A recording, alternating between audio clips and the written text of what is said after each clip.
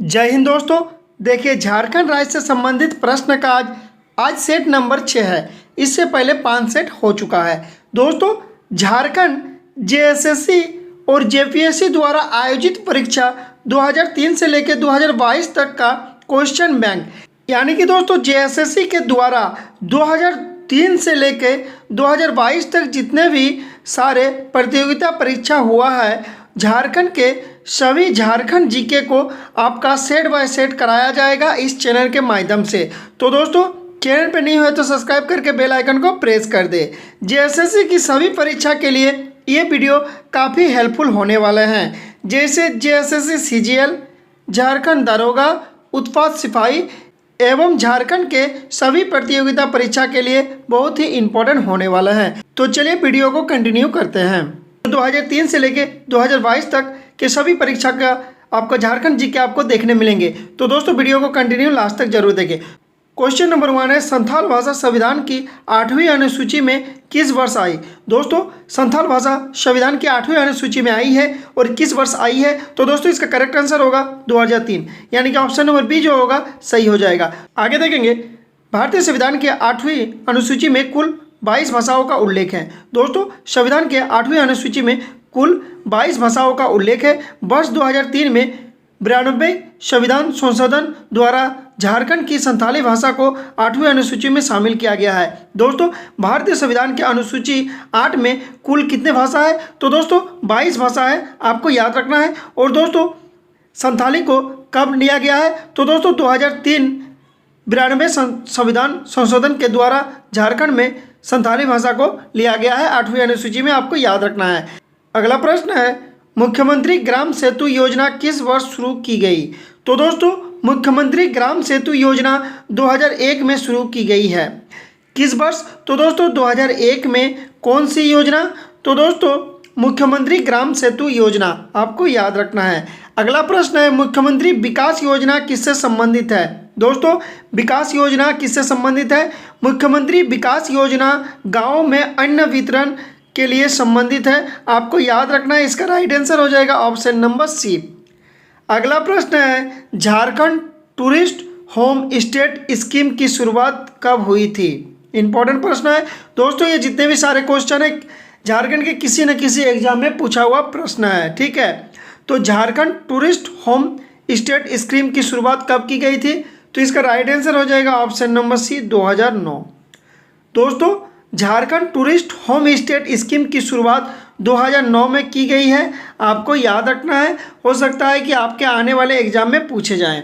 अगला प्रश्न है, आईसीडीएस का संचालन किसके माध्यम से किया जाता है?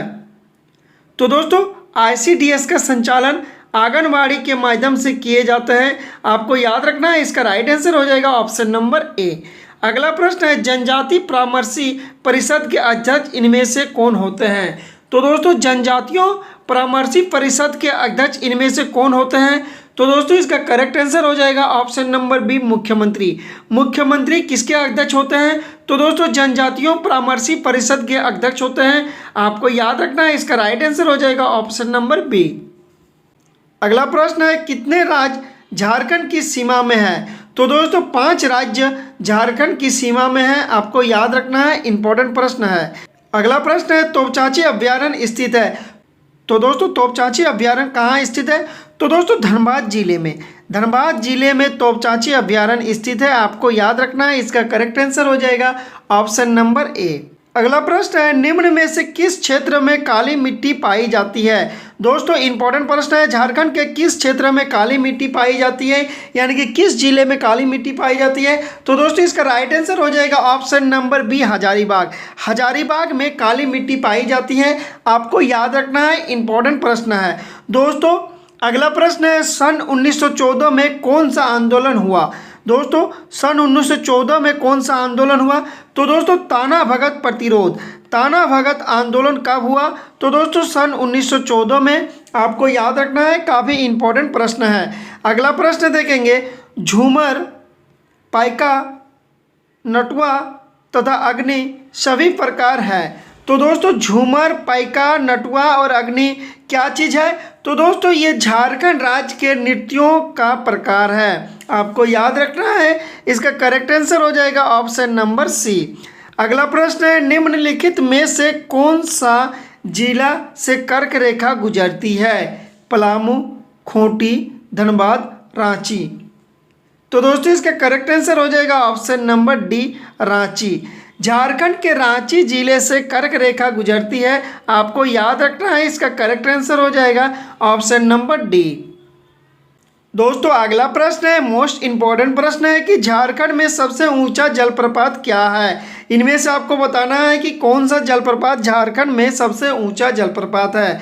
तो दोस्तों हुंड्रू जलप्रपात, यहाँ पे दोस्तों हुंड्रू है, हुंड्रू जलप्रपात आपका झारखंड का सबसे ऊंचा जलप्रपात है, आपको याद रखना है। और दोस्तों हुंड्रू जलप्रपात कहाँ पे है? तो दोस्तों ये रांची में है, ये भी आपको याद रखना है। और स्वर्ण रेखा नदी पे ये बना हुआ जलप्रपात है, ये भी आपको याद रखना है।